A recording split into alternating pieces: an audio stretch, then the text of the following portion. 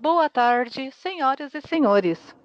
Sejam bem-vindos à teleconferência da Jales Machado, onde serão discutidos os resultados do terceiro trimestre da safra 2021-2022, 3T22. Este evento está sendo gravado e a gravação estará disponível no website da empresa no endereço ri.jalesmachado.com. Ao final da apresentação, todos os conectados poderão participar da sessão de perguntas e respostas, quando serão dadas as instruções pertinentes. Caso necessitem de assistência durante o call, basta digitar *0. O release de resultados e a apresentação do terceiro trimestre da safra 2021-2022 podem ser acessados no site de Relações com Investidores da companhia. Antes de prosseguir, gostaria de esclarecer que eventuais declarações que possam ser feitas durante esta teleconferência relativas às perspectivas dos negócios da companhia, bem como projeções, metas operacionais e financeiras relativas ao seu potencial de crescimento, constituem-se em previsões baseadas nas expectativas da administração em relação ao futuro da Jales Machado. Tais expectativas são altamente dependentes das condições dos mercados interno e externo, assim como da conjuntura econômica nacional e internacional, portanto, estão sujeitas a mudanças. Conosco hoje, conduzindo a teleconferência, está o senhor Rodrigo Pena, diretor financeiro e de relações com investidores. Agora, gostaria de passar a palavra ao senhor Rodrigo. Por favor, senhor, pode prosseguir. Bom dia, boa tarde a todos. Gostaria de agradecer aqui mais uma vez a presença de tantos conectados aí, acompanhando e seguindo aí a evolução da Jales Machado. Obrigado a todos. Queria começar falando na página 3 da apresentação que a gente mandou, dos destaques que nós tivemos no trimestre, no 3T22, né, que é o nosso terceiro trimestre do ano safra. A gente encerrou a moagem, a gente enviou o encerramento de moagem num fato relevante, quando finalizou a safra, né, um pouco acima da safra anterior, volume total, produtividade 2 toneladas por hectare abaixo, né, 2%, né, enquanto a gente viu o Brasil aí tendo uma quebra de 13% em média, com estados aí com quase 20% de quebra. E unidades, né, que chegaram a superar 30%, então foi um ponto muito positivo aí da safra da Jales Machado. Foi dentro do guidance. Tivemos um trimestre com preço bem aquecido e forte aí para o açúcar e etanol, chegando a patamares aí até que nos surpreendeu, né, no trimestre, chegou dando paridade aí de quase 80% da gasolina, né, e foi até exagerado, né, essa paridade. Um lucro líquido no TST de 235% a maior do que o ano anterior. Tivemos uma elevação de rating, né, pela Fitch, né, nós passamos a ter um AA- pela Fitch, e a gente fazendo um trabalho aí de ajudar também a aumentar a liquidez do nosso papel, a gente contratou um market maker, né, o BTG, e passamos a participar de novos índices na B3, dando destaque aí para o índice GPTW, né, que a Jales Machado faz parte das melhores empresas para se trabalhar. Um índice aí que a B3 fez em parceria com a GPTW. Sobre nossa ampliação, né, nosso programa de expansão também tem avançado aí dentro do cronograma. E também o M&A a gente tem avançado bastante e devemos aí, estamos ainda trabalhando com a ideia que a gente, nesse trimestre, né, nesse último trimestre do ano safra, a gente provavelmente deve ter novidades nessa questão do M&A. Eu, indo para a página 5, eu queria só fazer um destaque aqui daquilo que a gente já comentou, né? A produtividade 2 toneladas por hectare. Mix de produção fechou a safra praticamente igual do ano anterior, né? 53% de etanol, 47% de açúcar. No início da safra, a gente até imaginava ser mais açucareiro que isso, mas acabou que as condições de mercado de etanol, a gente acabou fazendo 53, 47. A TR também foi bem linha, né? Um pouquinho melhor, 138 quilos por tonelada de cana. E a idade média do canavial também em linha com a do ano anterior. 3,4 contra 3,3 no ano passado. Indo para a página 6, a gente queria já falar um pouco da construção dessa nova safra, né? Como que está indo o regime de chuvas, né? Lembrando, né, nossa estação de chuvas começa ali no finalzinho de setembro, início de outubro, mais outubro, né? E vocês podem ver nesse slide da página 6 que tanto a gente fez um gráfico, né, com a média, né, histórica das unidades, um segundo barra cinza, que é a do ano passado, né, a média histórica do ano passado e desse ano. Então vocês podem ver que o em azul, que é a média do ano corrente, até teve um erro aqui, é 21, 22, né? Setembro 21 a janeiro 22. Vocês podem ver que todos os meses, outubro, novembro, dezembro e janeiro, nós tivemos uma chuva bem acima do mesmo mês do ano anterior. E janeiro repetiu a mesma coisa, então nós estamos com o São Pedro nos ajudando bastante aí, com bastante água. Nós tivemos já um, um, todas as represas, rios, córregos, rios estão todos bem cheios, né? E isso é muito bom.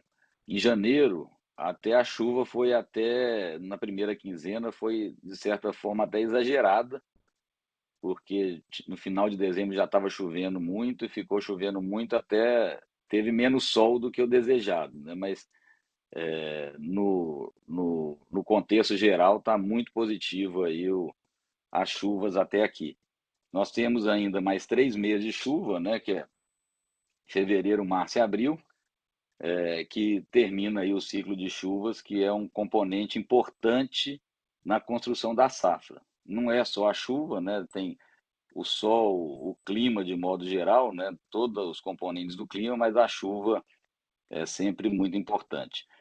Importante também que a parte sanitária dos canaviais estão muito boas, apesar do ambiente de chuva maior, acaba podendo atrapalhar um pouco a questão de doenças e tudo, mas a equipe agrícola fez um controle muito bom e o canavial está com uma ótima condição sanitária.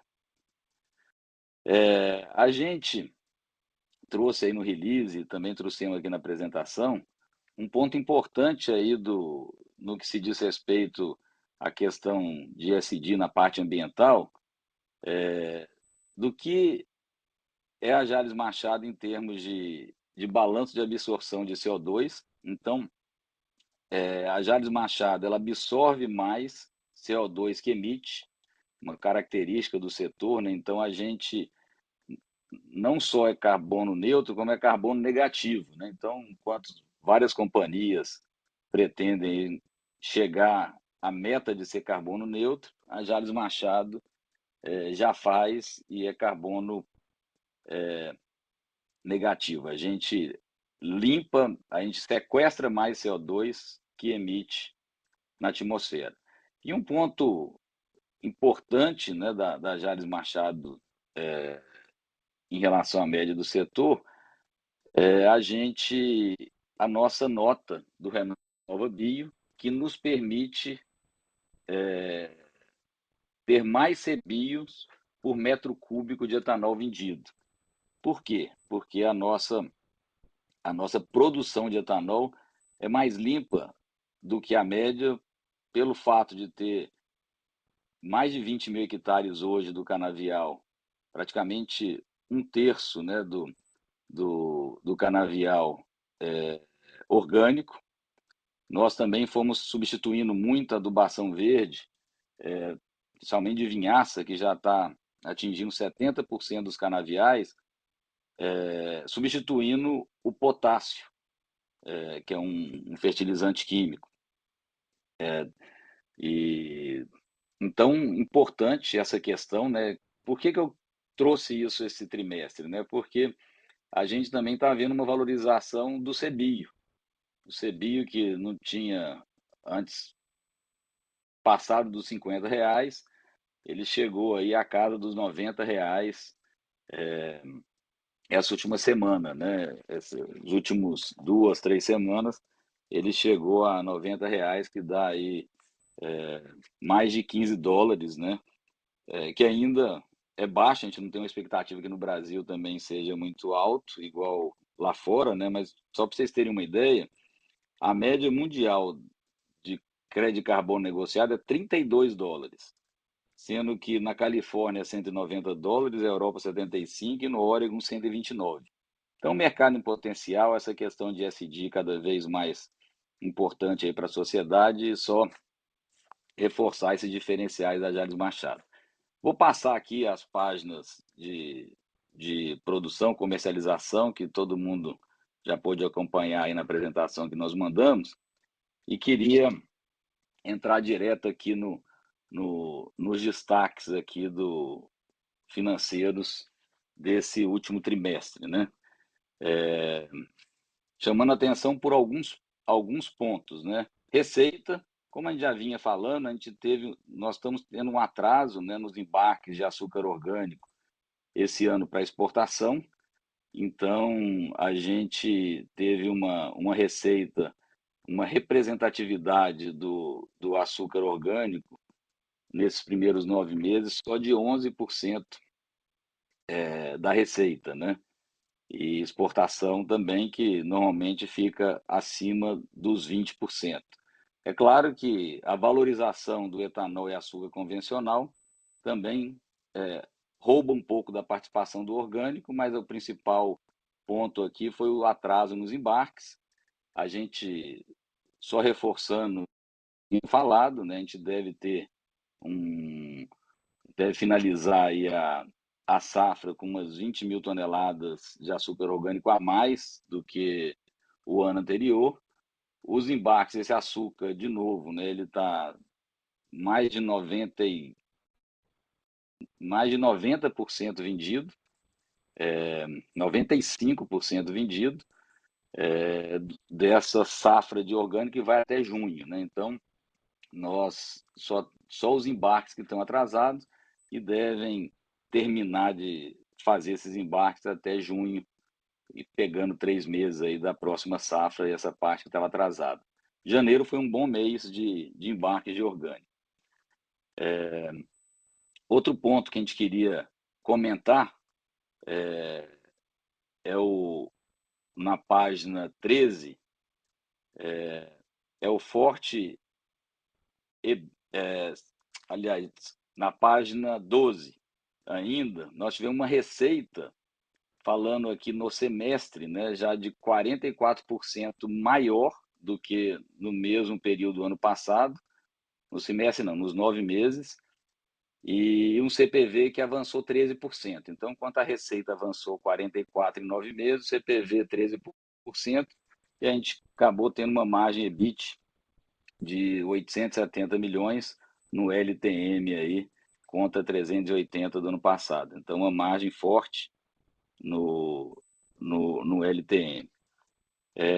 Indo aqui na página 14, também, que é uma coisa que a gente queria destacar, é o impacto dos aumentos de custos generalizados, né, que nós tivemos aí em toda a economia, né, a inflação mais alta. Que isso trouxe de impacto no custo de produção que já encerrou, né? Nós terminamos toda a produção aí da safra, né, nesses 9 meses. Ainda o que tem de produção para frente é só empacotamento, né, de açúcar e saneantes. Mas o custo, nesses 9 meses, comparado aos 9 meses do ano passado, o custo de produção total, incluindo parte agrícola e industrial, e o leasing, né, a parceria agrícola, ele aumentou. Eu gosto o melhor quadro dessa página 14 é o reais por tonelada de açúcar, né? Porque é o impacto no produto final todo em equivalente a açúcar, né? Então, nós temos um impacto de 17% de custo a maior, incluindo a parceria agrícola. E quando a gente vai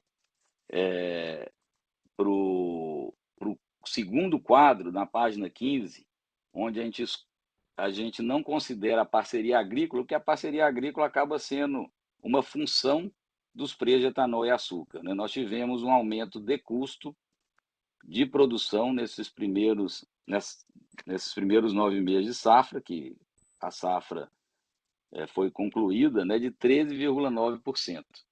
Então, esse foi o impacto aí do aumento de custos no negócio aí da Jalles Machado. Foi um impacto aqui já é no produto final produzido, um impacto muito menor aí do que a gente tem visto no setor em geral, dado que o setor teve, em média, uma quebra de safra maior que a gente. Isso é um ponto que impactou para a Jalles Machado favoravelmente. E outro ponto é que, como nós temos uma área orgânica grande que não vai a adubos químicos, e também a gente avançou nessa substituição usando vinhaça localizada e vinhaça por irrigação também, nós conseguimos avançar numa área maior, como eu disse no começo, substituindo um custo de químico por um subproduto que sai ali na produção de etanol da própria usina.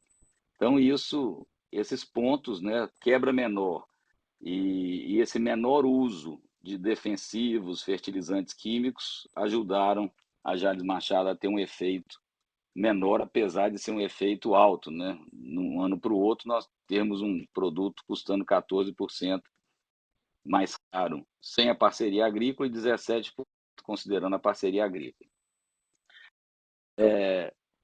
Para a página 16, destacar aqui também EBITDA, que foi bem forte, né, no trimestre, com mais de 80% de margem, e no LTM, nos últimos 12 meses, nós também estamos com 80% de margem EBITDA, um recorde aí para a companhia.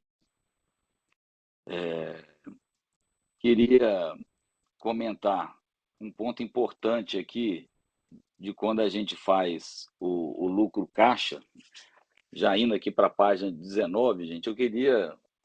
o nosso setor é um setor muito sazonal. Então, acho que é importante aí nas análises, né, que todos investidores, analistas, né, conduzem da Jalles Machado e de qualquer empresa do setor, é sempre ter a visão do ano.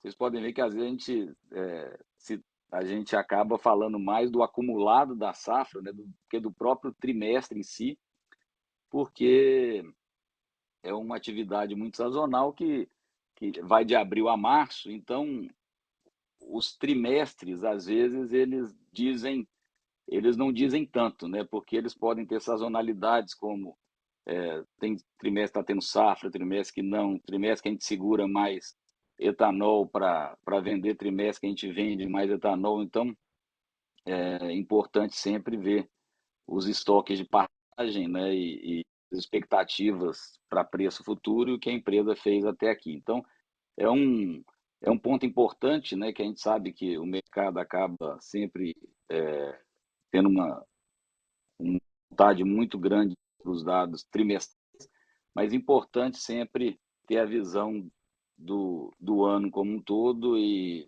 tem bastante analista que já o faz, tem muito analista que nem traz guidance trimestral, exatamente por conta dessa dificuldade dada a sazonalidade e a evolução de vendas no setor. Então, dentro disso, na página 19, Outra forma que a gente também sempre tem mostrado é o lucro caixa, né, tirando os efeitos não caixa aí da nossa DRE, que também ajuda a ter uma visão mais recorrente, né, do resultado da companhia, né? Então, no trimestre, nós tivemos um lucro caixa aí de mais de 4 vezes o TRI do ano passado, e nos 9 meses aí, nós estamos com mais de 2 vezes, quase 3 vezes aí de resultado a mais, 165%, 305 milhões aí no lucro caixa de 9 meses. Estoques, na página 20, a gente passou com estoque 24% mais alto do que o mesmo período do ano passado. De novo, né, o estoque de almoxarifado está mais forte. 2 motivos, né? Primeiro, que o custo unitário dos produtos aumentaram, dado a inflação, e esses produtos de estoque têm bastante fertilizantes defensivos, e isso aumentou de preço. E segundo, como a gente já vem falando, a gente tem trabalhado com um nível de estoque maior devido a esse problema que a gente tem participado aí com a cadeia de suprimentos de vários produtos que às vezes estão com um tempo de entrega muito grande, com falta. Então a gente tem trabalhado aí com um nível de segurança maior. E no produto acabado, nós passamos aí com estoque também, que saiu de 219 para 250 milhões, ou seja, mais produtos para serem vendidos nesse último trimestre. Mas lembrando que na questão do orgânico, a gente deve passar aí com 20 mil toneladas a mais na virada de safra aí por conta do atraso dos embarques. Página 21, importante aqui fazer como explicar como que está o hedge, né, da companhia. Em termos de exposição cambial, nós estamos só com 15 milhões de dólares na exposição total, sendo que na primeira safra está exposição até positiva em câmbio, e 15 milhões de dólares vendido aí na exposição total. Sobre os hedges, nós estamos aí com 87% da safra 22/23 já fixada, num preço médio aí de 1.680 do VHP, que dá um etanol equivalente 278. Na 23/24, 1.951, que dá um etanol equivalente a 3,10, e na 24/25 estamos com 26% da produção fixada. De açúcar, né? Importante aqui sempre falar que é de açúcar. Aqui, gente, na tabelinha de baixo, o percentual fixado da produção, que é a terceira coluna na tabela do canto inferior esquerdo da página 21, aqui fala o total de ATR que a gente tem fixado. Então, é muito menos que o percentual de açúcar, que está bem fixado. E lembrando, açúcar convencional é o único produto que a gente consegue fazer uma fixação de longo prazo, e a empresa tem aproveitado esses bons preços para estar vendida bastante para frente. Aqui tem um quadro importante, né, que é a marcação a mercado, que está no nosso balanço de cada safra, né? Então, a maior parte dessa marcação a mercado é não caixa, né?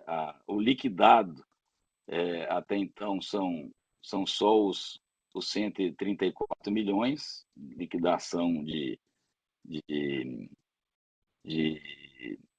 NDF, de açúcar e moeda, que está aí no quadro da página 21 inferior. CAPEX, a gente comentou, né? Nós estamos fazendo o CAPEX de expansão, ele tem ido em linha, então é natural que a gente esteja com CAPEX bem mais forte esse ano que o ano anterior, por causa que nós estamos fazendo a expansão de 1 milhão de toneladas nas 2 unidades. Então, já fizemos 143 milhões de reais dessa expansão na parte industrial nesse ano. E 10 milhões de plantio de expansão, 9,8 milhões. Isso nós estamos na página 22. Então, um CAPEX mais forte, porque nós estamos fazendo aquele investimento, a gente já soltou o guidance e ele está indo dentro do planejado. Bom, falando aqui dívida, passamos aí com uma dívida de 227 milhões, bem abaixo do ano anterior, e com 856 milhões em caixa. Aqui na página 24, um gráfico importante mostrando aí a movimentação da nossa dívida de março 21 até dezembro 21. Vocês podem ver que a gente, mesmo com um capital de giro muito maior, com os investimentos da expansão, né, que estão altos, com pagamento de dividendos de juros sobre capital próprio, o fluxo de caixa operacional praticamente bancou todos os investimentos, essencialmente de capital de giro, com a dívida mudando aí só 28 milhões. Então, importante aí a forte geração de caixa da empresa, bancando todo o investimento brownfield de 1 milhão de toneladas nas duas unidades. Bom, era isso que a gente queria comentar. Só vou passar, queria dar um destaque aqui a partir da página 31 das obras, né? Nós pegamos algumas fotos, tem um período de chuva, né, muito forte, então não fica tão nítido as fotos, mas as fundações, decantador, peneira molecular que nós já concluímos na Jales Machado, né, que a gente falou no último call, é uma desidratadora podendo fazer todo o etanol hidratado da unidade Jales Machado, poder ser transformado em etanol anido.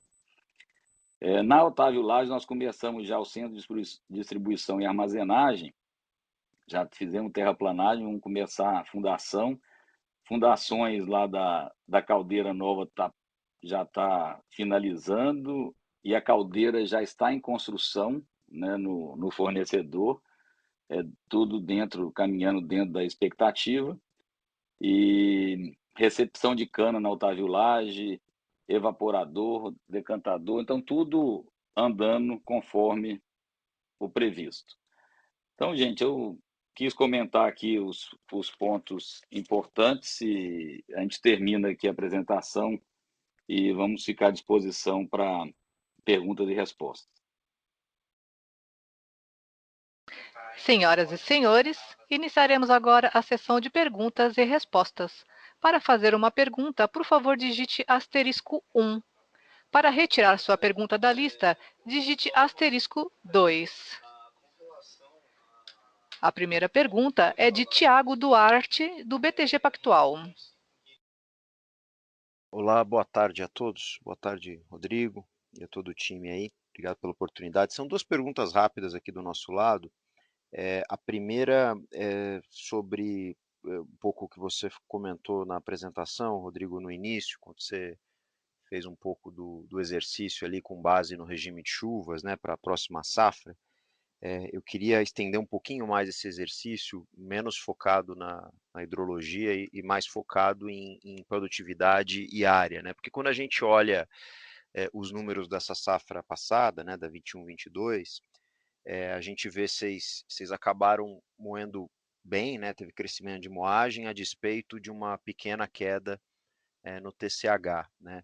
E aí dá a impressão que isso se deveu, em parte, pelo menos, né, a você ter colhido uma área um pouco maior, que pode ter se dado também pelo fato de você ter tido uma área menor de plantio, né? Você plantou, né, de renovação, se eu não me engano, 7,4 mil hectares só. Então eu queria só entender se esse nível de plantio ele deveria se estender para a safra 22-23, ou se a gente deveria ver um pouco mais de renovação e uma área colhida eventualmente, obviamente sem considerar a expansão, né, mas uma área colhida eventualmente um pouco menor, só para a gente tentar pensar a tua disponibilidade de cana, sabendo das chuvas mais do que adequadas, da tua disponibilidade de cana para moer na 22-23. Então seria essa a primeira pergunta. E aí a segunda pergunta eu queria ouvir também um pouco um ponto que você comentou na tua abertura, sobre o etanol, né? Você mencionou que os preços chegaram a níveis, acho que até o surpreendeu, né? Ao longo desse último trimestre, e a gente viu desde meados, né, de novembro, dezembro, o preço do etanol recuando bastante, né? Acho que, de certa forma, ele precisou subir para destruir demanda, para equalizar a demanda com oferta de etanol esse ano, né? Mas agora nós já estamos vendo o etanol voltando, pegando estado como São Paulo, né? Voltando já bem mais próximo da paridade energética com a gasolina na bomba. Aí eu queria ouvir um pouco a visão de vocês aí, vocês viraram o estoque até que relativamente bem carregados, né, de etanol para o quarto tri. Queria ouvir um pouco a visão de vocês não só para esse quarto tri da safra corrente agora, mas também para o ano que vem. Como é que vocês enxergam aí do mercado ciclo Otto e dinâmica de preço? Obrigado. Obrigado, Duarte, pela participação e pergunta. E na primeira pergunta, sobre a área de corte. Só fazer um esclarecimento que esse plantio colocado aí acumulado são de 9 meses, né? E ainda vai aparecer o plantio de janeiro a março, que é um plantio relevante, né? A gente não planta em janeiro, né? Mas começa o plantio aí dia 15 de fevereiro e até final de março tem um volume bom de plantio, né? Então essa área de renovação ela ainda não está concluída, né? O volume de plantio colocado aí. Sobre a área de corte para o ano que vem, a gente teve aí um pouco de expansão de área, né? Então, renovação está sendo feita nos mesmos níveis, né, que a gente vinha fazendo, mas a gente tem uma expansão, um pouco mais de 1.000 hectares de área que nós vamos ter de área a mais para essa próxima safra.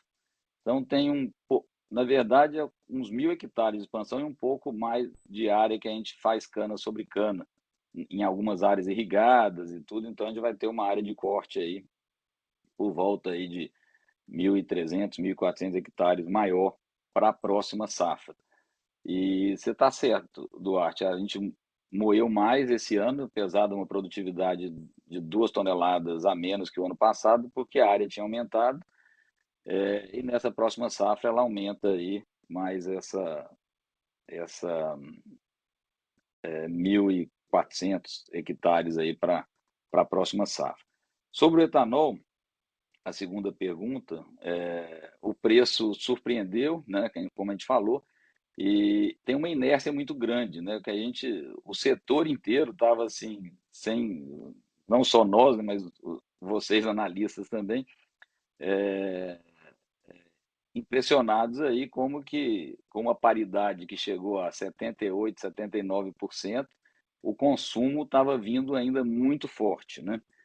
E o que aconteceu? Quando ele chegou no nível, ele travou, né? E tem uma inércia grande para volta de preço chegar na bomba. E aí, à medida que o consumo não foi reagindo, continuou paridade acima. Para vocês terem uma ideia, agora, na semana passada, que está chegando aí nos estados produtores, a paridade aí por volta de 70%, 71%, só agora. E já tem um tempo aí que o etanol deu essa queda grande aí nos produtores, né? Então, isso fez demorar a reagir. O preço do etanol chegou aí a nível, ele chegou a 4,60, 4,70, o preço bruto, né, em São Paulo, e caiu para 3,40, né? Então, mas agora, o valor justo, né, nesse preço que está sendo comercializado hoje, era a paridade na bomba está 67%, 68%. Esse era o valor justo de estar. Ainda estava 71%, estou falando de São Paulo, que é o estado maior consumidor e maior produtor, e então ainda falta algo ainda para chegar na bomba aí quando comparado com a questão da gasolina. Sobre o etanol, a gente acha que ele vai recuperar, né? Ele não vai ficar nesses níveis que estão, porque isso é exatamente o que está chegando já no final do ano safra, vai começar uma nova safra. O consumo tem que ser agora em fevereiro e março de mais de 1 bilhão e 400 milhões de litros, né? Então, o mercado, vendo isso, deve passar com estoque de passagem um pouco maior, né, do que o ideal, que seria 1 bilhão de litros de etanol hidratado, e, e ele não deve ter uma mudança forte aí nesses próximos 2 meses, né? Até terminar a safra, a gente não acredita que vai ter uma diferença muito grande. Sobre estoque de passagem de etanol, a gente deve passar em linha com a safra passada ou um pouco mais alto, caso a gente não vai fazer uma comercialização sem sentido, já que na próxima safra nós vamos ter uma safra ainda mais açucareira, né? E não vai ter etanol, vai ter que ser limitado também aí o consumo para durar a safra toda, né? Então, é isso. Acho que a gente espera uma recuperação no etanol para a safra, né, que vem, e não deve ficar nesses níveis. E só falando sobre o açúcar, né, também deve ficar gravitando aí entre a paridade do etanol, que hoje está 16,70 cents, 16,60 cents por libra-peso, e o valor da paridade de exportação da Índia, né, que hoje está por volta de 20 cents por libra-peso. Então, o açúcar ele não deve cair abaixo da paridade do etanol, porque senão o pessoal acaba fazendo etanol no Brasil, reduz a oferta no mundo, e também não deve ultrapassar aí o valor que passa a ser interessante aí para a Índia exportar, que é 20 cents por libra-peso.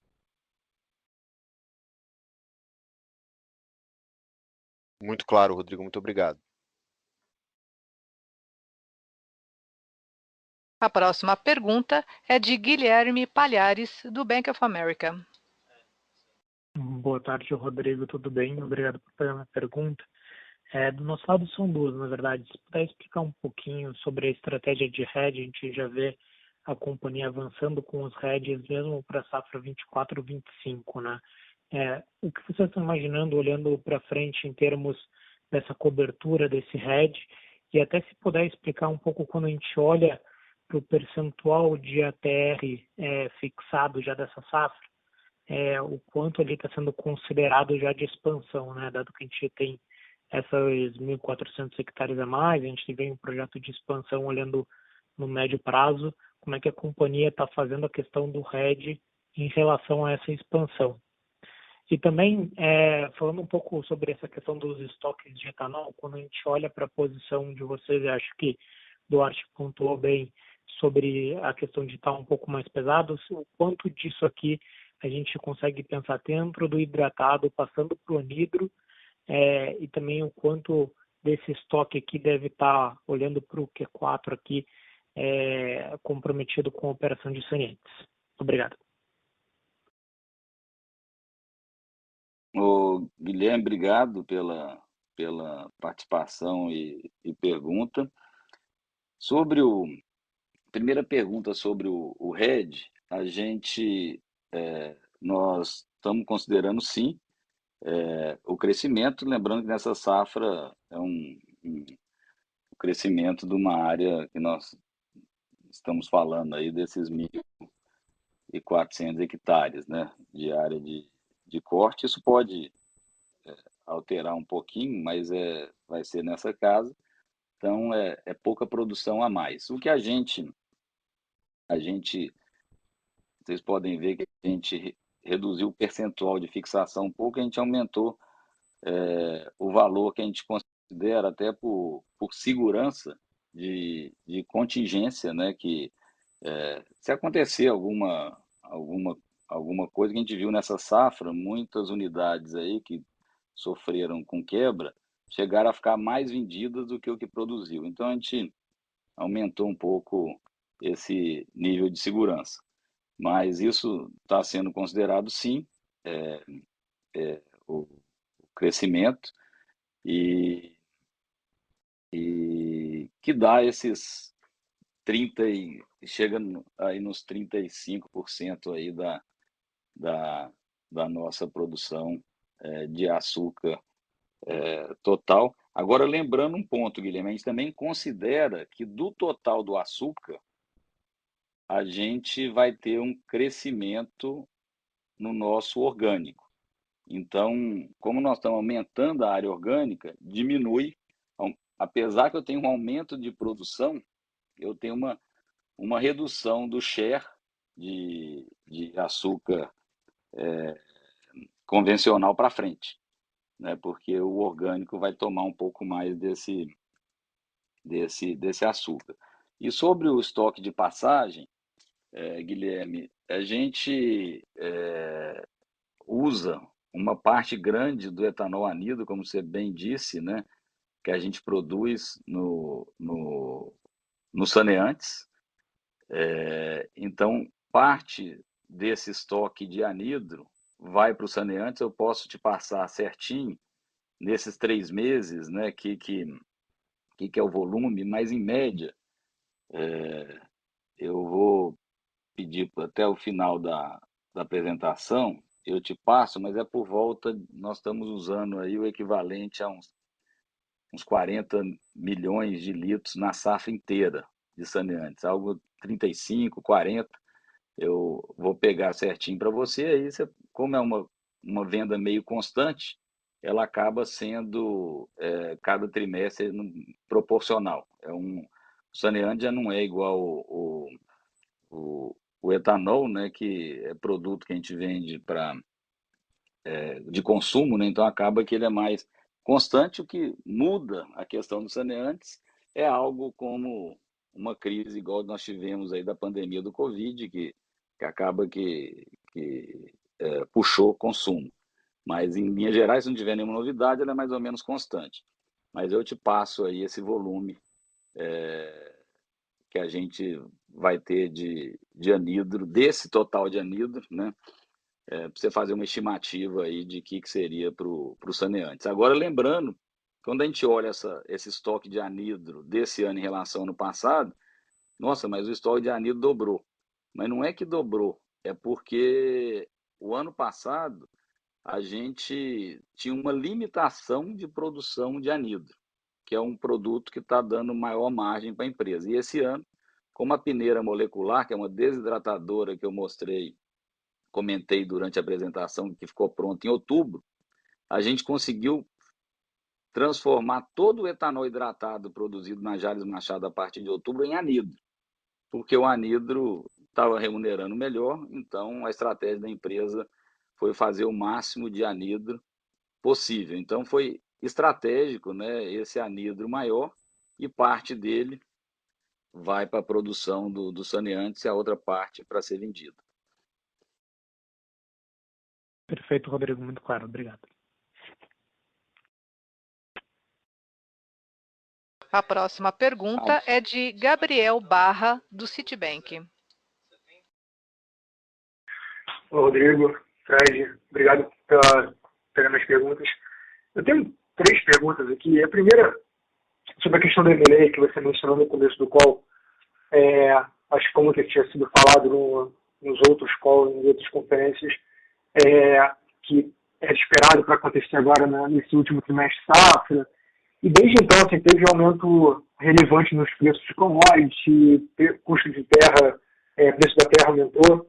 Eu queria, se você pudesse, eu sei que é assunto um pouco complicado de comentar, mas se pudesse falar um pouco sobre como que andam as conversas, as negociações em termos de preço e retorno, né, pelo lado positivo, se teve aumento na visão de vocês em termos de retorno pelo investimento, dado pelo aumento de preços das commodities. Então, se pudesse comentar um pouco sobre a questão do M&A, ajudaria bastante aqui ao nosso lado. O segundo ponto, sobre política de preço. Né? A gente tem visto na mídia uma série de discussões no Congresso sobre possíveis cortes de imposto, mudanças em ICMS, PIS e COFINS, etc. Eu queria ouvir de vocês lá do setor, como que vocês têm se organizado, como vocês veem essas mudanças e hoje qual é o cenário base para vocês se ocorrer essas mudanças, o que aconteceria na visão de vocês. E por último, se puder fazer uma terceira rápida, em relação ao CAPEX, como você mesmo mostrou, tirando a questão da parceria agrícola, você teve um aumento aqui de quase 16% aqui no custo. Né? E dentro desse cenário você teve já aumento no custo de fertilizante, de insumo, diesel. O que eu queria entender, assim, na próxima safra, para 22, 23, o quanto disso já está no CAPEX de hoje e se a gente poderia esperar um aumento ainda mais relevante ou se vocês, na visão de vocês, já acham que essa inflação, boa parte já foi capturada nessa safra e deveria ter uma certa estabilidade olhando para um CAPEX por hectare para a próxima safra. São esses 3 pontos. Obrigado. Gabriel, boa tarde, obrigado aí pelas perguntas. Eu vou responder, não vou responder na ordem que você perguntou, vou deixar o M&A para falar por último, sobre a política de preços, né? A política de preços, a gente acredita que isso seja mais uma estratégia eleitoral. Os estados, em relação ao ICMS, dependem muito da arrecadação de combustíveis, né? É o maior share de arrecadação dos estados, em geral, né? É exatamente a arrecadação de ICMS dos combustíveis. Então, eles precisam disso para o orçamento dele.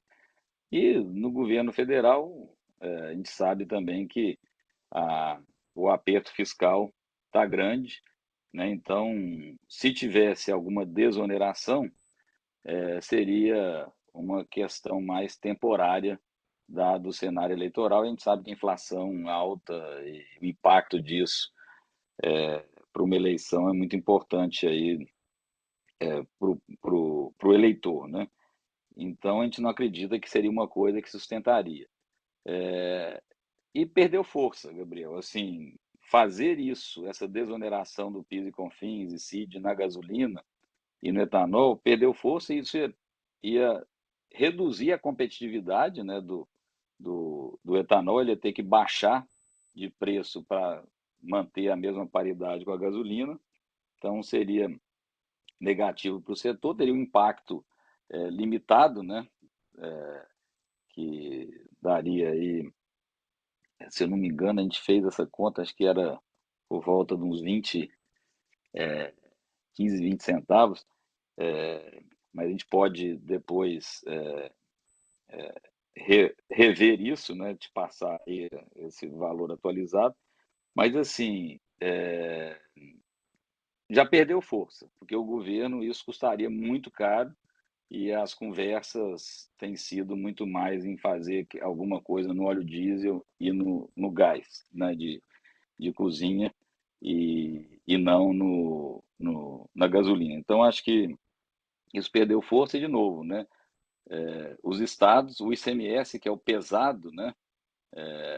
Nessa arrecadação de gasolina, que varia aí de 25% até 32%, 33% de ICMS, dependendo do estado, e eles são dependentes disso, né? Então, assim, pouca chance de ter uma mudança, ainda mais incentivando um combustível fóssil, né? Então, estaria meio na contramão de tudo que a gente tem visto no mundo, né? Você aumentar um incentivo aí num combustível fóssil.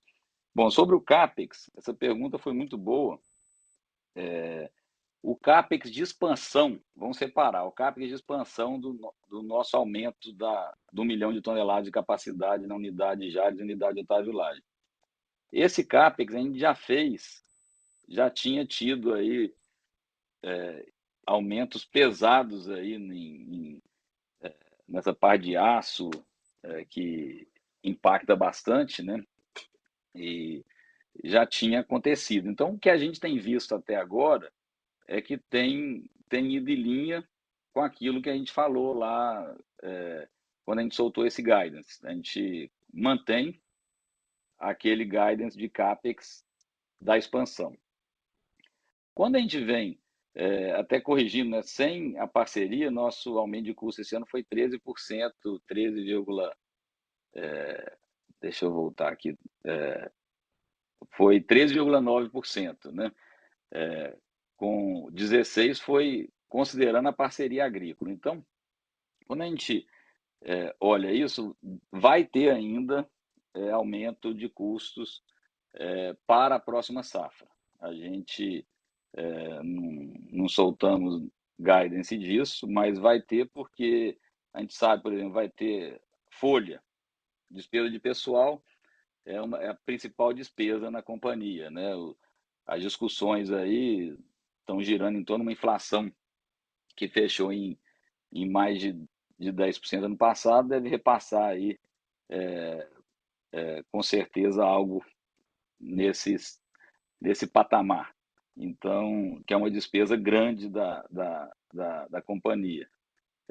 E também fertilizantes, principalmente, foram subindo durante a safra. Então, a safra que vem, se eles não voltarem, né, mantiverem o preço que está atualmente, ele vai ter um preço médio maior do que na safra passada. Essa safra que está acabando, né? Safra passada não, essa 21, 22 está acabando. Então, assim, a gente espera um CAPEX médio maior para a safra 22, 23, quando comparável com a 21, 22, na parte de CAPEX recorrente, de biológico, sim, a gente acha que vai estar num nível mais alto. A gente estamos já, não vou passar esse guide, mas é que nós estamos fazendo nosso orçamento, então vai estar, e o próprio CCT também, que é um componente importante na cana, no custo da cana também vai ser mais alto que na safra atual. Por último, o M&A, Gabriel. Sobre o M&A, a gente é complicado falar, porque são negociações em andamento, mas nós estamos evoluindo bem. A gente deu direcionamentos aí em outros calls, né? E ele deve ficar nos níveis que a gente falou, porque é um nível justo, né, de retorno que a gente espera aí no setor. Então, posso deixá-los tranquilos que a empresa não vai fazer nenhum negócio que traga um retorno aí diferente do esperado. Aí era preferível não fazer, né? Então a gente só está fazendo porque faz sentido no ganho de escala da empresa e no retorno aí desse investimento, e abrindo também um novo polo de crescimento aí para a companhia. Ótimo, Rodrigo. Muito obrigado. A próxima pergunta é de Christian Audi, do Santander. Oi, Rodrigo, tudo bem? Eu tinha 3 perguntas rápidas. Primeira, com relação a mix. Dado que você falou sobre expectativas de preço de etanol e preço de açúcar, se você puder comentar o que você está olhando para frente, como é que você acha que isso pode afetar o teu mix de açúcar e etanol? A segunda pergunta, com relação a esse aumento, essa inflação de custo, dado que você viu, que você mostrou, essa tabela foi muito legal, que nos ajuda a entender melhor o impacto real dessa inflação. Mas dado esses aumentos, você acha, indo para frente, você gerou essa margem de EBITDA aí tão alta, né? Parabéns com relação a isso, 80%. Dado essa inflação, que aparentemente parece ser contínua, você acha que é viável manter esses níveis de margem de EBITDA? E a terceira pergunta é voltada mais ao lado financeiro e alocação de capital. Dado que o M&A continua bem, pelo que você falou, expansão orgânica também. Só queria ver como é que está a tua cabeça com relação à geração de caixa que você vai provavelmente ter, que deve ser forte dado o alto preço de açúcar e etanol. Como é que você faz faz um ranking, né, de uso de capital entre CAPEX, se você acha que for necessário abaixar a dívida, que talvez não seja, dados os níveis baixos, e pagamento de dividendo, como é que isso o ranqueamento desses usos de capital na tua cabeça? Obrigado. Obrigado, Christian, pela participação e pelas perguntas. Christian, como a gente está, essa safra agora, a gente não fez só parte, né, do nosso CAPEX, né, a questão da caldeira que vai permitir a Otávio Lage, onde a maior parte desse investimento ter mais vapor para aumentar a moagem, ela só fica pronta para safra 23, agora em 22 a gente não vai ter essa caldeira disponível, então nós vamos estar bem com a indústria cheia, né, e vamos produzir nesse cenário de máximo açúcar, que deve acontecer, mas como a gente vai estar com a indústria cheia e tendo que produzir, vamos falar assim, de forma horária, o máximo possível dentro da nossa composição de ativos, a gente deve chegar aí nos 47, nesse nível aí de etanol e de açúcar entre 45, 46 e 49, não deve passar disso, que a gente vai ter que trabalhar de forma bem apertada, né? Se fosse etanol, a gente conseguiria aumentar etanol se a gente quisesse ficar mais alcooleiro, mas o açúcar máximo deve ficar nesses níveis aí de 45 a 50 no máximo, colocando um nível, um range maior.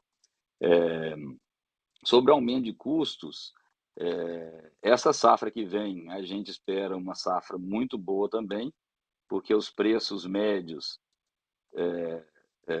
já vão começar num nível alto, né? Mesmo com essa queda do etanol recente, né? Ainda é um nível alto e maior que começou a safra anterior. Então, nós em média, outra parte que o nosso preço redeado também é um pouco mais alto para essa próxima safra, então um custo um pouco maior, mas receita também um pouco maior. Ou seja, a margem deve manter boa, nós estamos otimistas, e também uma coisa que sempre contribui para a margem é você estar com a indústria cheia, né? Trabalhando aí com toda a capacidade, e o que se está desenhando, né, até agora, né, claro, sempre bom comentar, né, que a gente tem ainda 3 meses de chuva pela frente, mas é o que deve acontecer, ter uma safra boa. Sobre a alocação de capital, a gente não vai, com o M&A, a gente não deve, em momento nenhum, ficar alavancado, né, dado que a gente até mostrou que o outro investimento, que é um investimento brownfield, a própria geração de caixa da companhia já está pagando aí o volume que nós estamos fazendo esse ano quase todo, né? E com a próxima safra, dentro do que você mesmo acabou de perguntar, a gente se desenha uma safra de margem boa e resultado bom. Então, mesmo fazendo o M&A, nossa alavancagem aí não deve passar de uma vez o EBITDA. Claro que depende do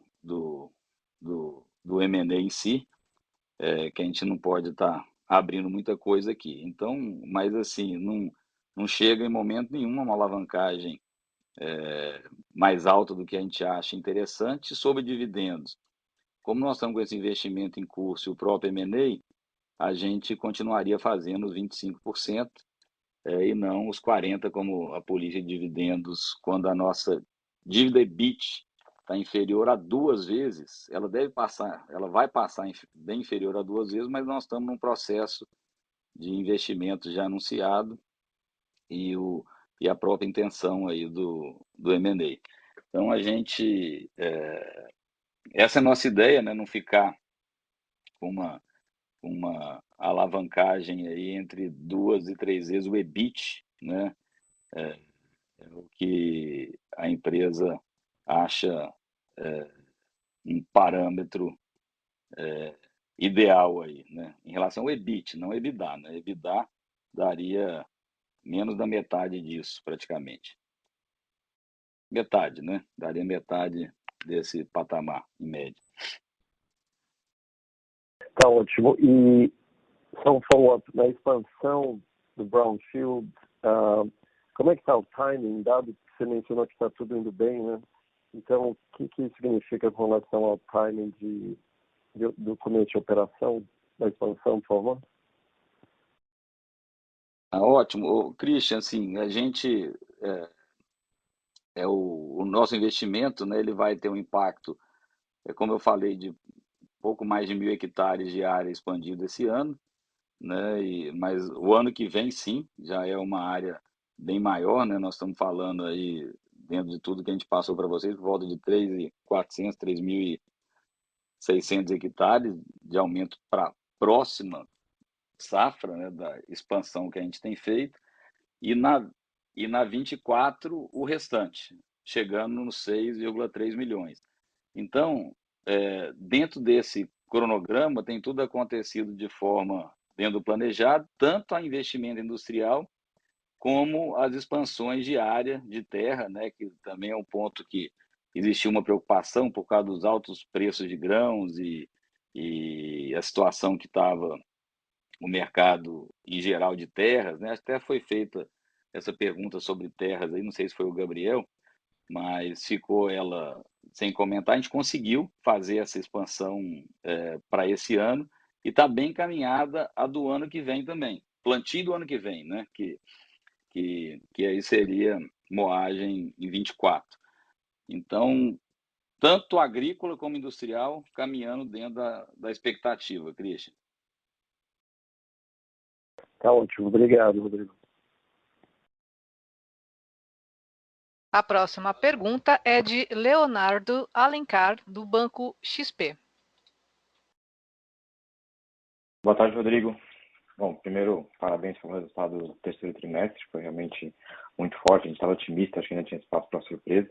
Minha pergunta é mais focada na questão do açúcar orgânico, acho que dada essa dinâmica de atraso dos contratos, que vocês comentaram até nos últimos calls, né, e até pelo fato de ser um perfil completamente diferente de negociação, não é tão comoditizado, são contratos mais de longo prazo. Queria saber se você pudesse dar um pouco mais de cor para a gente em relação à expectativa para esse ano, tanto com esse, vamos dizer assim, destravada que eles conseguiram fazer no último trimestre, de embarcar mais volume, até assumir um pouco mais da operação, se isso é uma prática que vocês conseguem continuar nos próximos trimestres, pode ser estratégico para vocês de continuar fazendo embarque pagando frete, né, para destravar essa questão de supply chain, ou até se esse aumento de produção de orgânico previsto, se isso já está embutido nas negociações que vocês fizeram, se ainda há espaço para mais volume, se esses volumes a mais vêm a preços acima do que você já tem em contrato. Então, era uma leitura um pouco mais detalhada na parte do açúcar orgânico. E uma segunda pergunta bem rápida, só se você pudesse dar uma visão lateral em relação à produtividade agrícola de cana do setor. Né? A gente observa que realmente vocês sofreram muito menos com as questões climáticas nesse último ano, por toda a questão de irrigação, até pela localização. Né? Existe uma expectativa do setor de recuperar a produtividade para essa próxima safra, mas não parece que vai ser uma recuperação muito significativa. Até a gente já ouve de alguns players falando no crescimento de 5%, se a média eventualmente pode até ser negativa, se pudesse dar uma visão um pouco lateral em relação à produtividade agrícola também. Não, ótimo, Leonardo. Obrigado pela pergunta, participação conosco.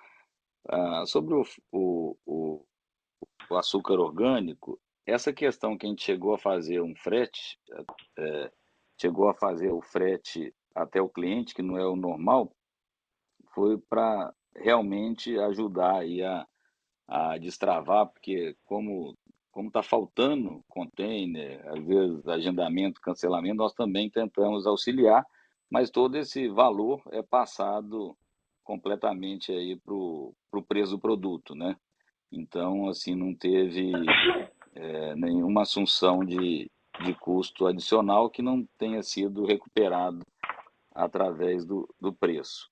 E assim, o que a gente percebe é que os níveis de frete continuam altos, mas começa a acontecer uma acomodação também desse novo modus operandi, vai procurando alternativas, clientes. Então, assim, não vamos dizer que está fácil, não voltou a ser o que era, mas os embarques a gente até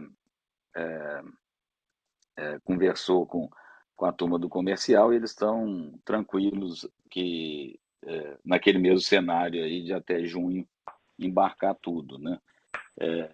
Isso é uma pena que poderia estar sendo, ao invés desse valor ir para frete, poderia estar melhorando o preço aí para o açúcar, né? Que ele está chegando mais caro para o cliente, né? Que esses fretes mais caros, de certa forma, chega no preço lá do cliente final. E é um valor relevante, porque quando a gente faz uma conta de um frete saiu de 1.500 para 8.500 dólares, vamos pôr 9.500, 8 mil dólares dividido por 20 toneladas, nós estamos falando de 400 dólares por tonelada a mais de custo.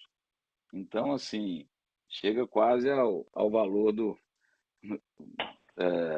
próprio produto, né? Então, assim, é muito alto, mas a gente, sobre preço, a gente, por enquanto, a gente mantém uma condição aí de preços estáveis, né? A gente não tem visto ainda um aumento de preços, não.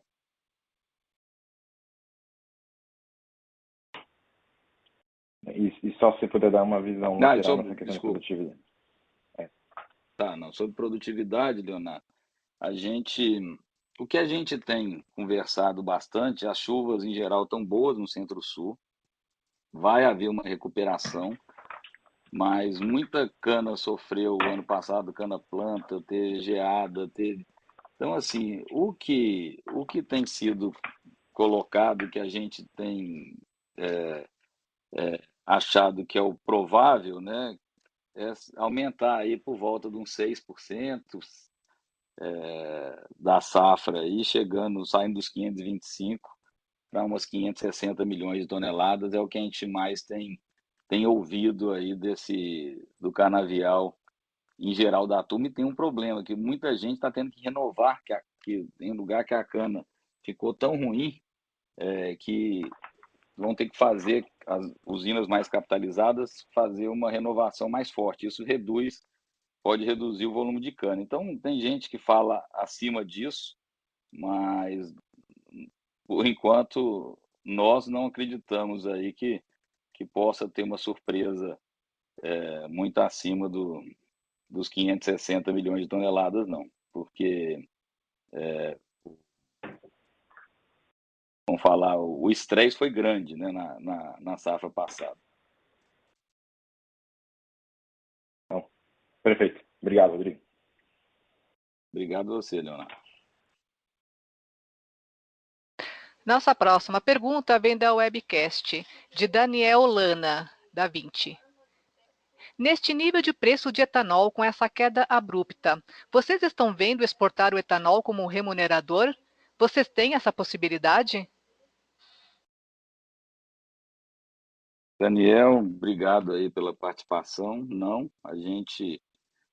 nós estamos bem longe do porto. Exportação de etanol não é uma alternativa, né? Ainda não está dando paridade. Quando der, vai ser primeiro para as indústrias mais próximas do porto. A gente não acredita que chegue a viabilizar a exportação onde estamos.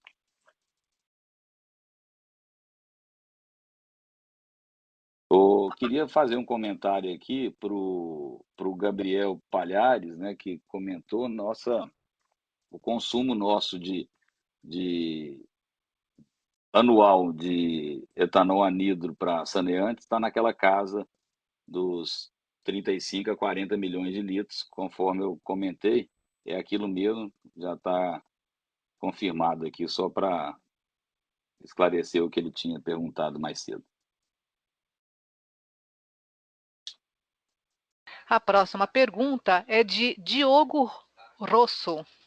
Boa tarde. Considerando o atraso nos embarques do açúcar orgânico por fatores externos a Jales, e que o atual estoque vendido deverá ser totalmente escoado até junho de 2022, qual que é a estratégia, planejamento para a estocagem e vendas do açúcar orgânico que será produzido durante a nova safra? Boa pergunta, Diogo. Obrigado pela participação.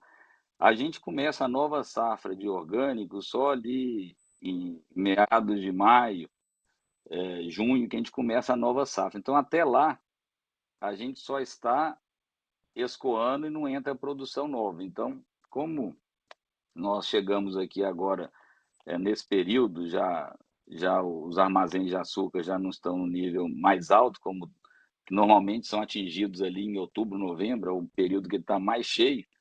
Então, tranquilo, né? A empresa já estava organizada para isso. E até começar a entrar a nova safra, a gente já deve ter escoado quase que 100% dessa safra atual. Então, não teremos problemas de armazenagem e a gente já começa a outra safra com nível bem baixo aí, ou zerado aí da produção da safra atual. Porque apesar da nossa safra começar em abril, ir até novembro, a nossa safra de orgânico começa mais tarde, as áreas de orgânico. Então, a gente comercializa a safra de orgânico normalmente de junho a maio ou julho a junho de um ano para o outro. Por isso que a gente sempre vai ter algum estoque de passagem quando termina 31 de março de orgânico para ser entregue de abril a junho. O que está acontecendo é que esse ano ele vai ser mais do que o normal, mais do que só os 3 meses de entrega que a gente precisaria manter no estoque, por conta do atraso dos embarques. Obrigado, Diogo. Espero ter sido claro. A próxima pergunta é de Felipe Boca. Há perspectiva de expansão da área de produção orgânica ou existem impeditivos? Existe excedente de vinhaça que ainda pode ser utilizado para adubação e irrigação? Como a produção para a expansão deve impactar nos indicadores de descarbonização? Henrique, obrigado pela pergunta. Sobre expansão de orgânico, sim, a gente fez um plano, né, de 10 anos de crescimento, então todo ano aí a gente vai crescer essa área orgânica. Esse ano ela vai chegar a 23 mil hectares do total da área da companhia. Então, sim, a gente está crescendo. Sobre vinhaça, a gente hoje, a gente fez todos os investimentos para chegar a quase 70% da área, onde a gente consegue ter viabilidade dos pontos de abastecimento para captar essa vinhaça localizada. A gente pode sim aumentar essa área, mas a gente tem que mexer um pouco na infraestrutura do sistema de vinhaça, né, dos dutos, e é uma coisa que a empresa está estudando aí, a viabilidade, que aí você consegue ainda aumentar essa área. Faltou era 3 perguntas, tinha mais uma, se você puder me ajudar. Como a produção para a expansão deve impactar nos indicadores de descarbonização? Perfeito. Ótima pergunta, né? A Jales Machado é uma empresa sempre foi muito ligada a essa questão ambiental e tudo isso aumenta a nossa descarbonização, né? O aumento da área orgânica, o aumento do uso de vinhaça. Outro projeto da empresa que a gente deixou um pouco para frente, mas está no radar e a gente deve retomar isso assim que terminar aí essa questão do Brownfield e M&A, né? Nós vamos voltar a olhar isso, que é o biogás, que também já está começando a ter equipamentos aí movidos a biogás, tanto caminhão, tratores. A gente acha que isso é um movimento contínuo e a gente vai poder substituir também óleo diesel para biometano, aumentando a descarbonização. Então, sim, há espaço, sim, para aumentar a descarbonização na Jales Machado, só dando aí 3 exemplos importantes, né? Aumento da área agrícola, aumento do uso de vinhaça e também essa substituição do óleo diesel aí por biometano que vem do biogás. Obrigada. Não havendo mais perguntas, gostaria de passar a palavra ao senhor Rodrigo para as considerações finais. Por favor, senhor Rodrigo, pode prosseguir. A gente queria agradecer aí a participação de todos, né, que tiveram com perguntas muito boas aí, tanto o Thiago Duarte, o Guilherme Palhares, o Gabriel Barra, o Felipe, o Christian Aldi, o Henrique Boca, o Leonardo. Obrigado aí pela participação de vocês, pelo interesse na empresa. A gente está muito satisfeito, né, com esse ano, com esse trimestre, e até o próximo call, que já vai ser o nosso call de encerramento do ano safra, encerramento do ano. Muito obrigado a todos e boa tarde. A teleconferência da Jales Machado está encerrada. Agradecemos a participação de todos e tenham uma boa tarde. Obrigado.